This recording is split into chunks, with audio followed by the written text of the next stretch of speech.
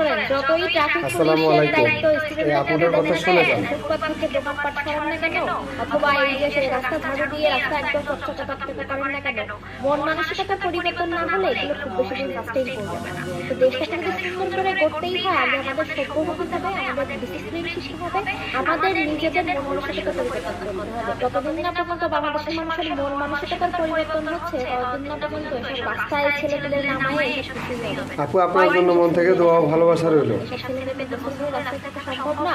আর যেখানে মানুষ আগে দায়িত্ব পালন করতো 5 জন, সেখানে দায়িত্ব পালন করতেছে 500 জন। এই 500 জন জনবল কি বাংলাদেশের পক্ষে গায়ের জামা সুন্দর হলে একটা মানুষ সুন্দর হয় না, মন মানসিকতা সুন্দর হলে একটা মানুষ প্রয়োজন, তাহলে সে একজন আমাদের মানুষ। সভ্য হতে হবে। আমরা যতদিন না বুঝবো যে আমাদের দেশটাকে সুন্দর রাখার দায়িত্ব আমাদের, ততদিন না পর্যন্ত আমাদের দেশে কোনো কিছুই পরিবর্তন হবে না। আগে মন পরিবর্তন করুন, দেখুন আপনার এলাকা কেন পুরো বাংলাদেশটাই পরিবর্তন হয়ে যাবে।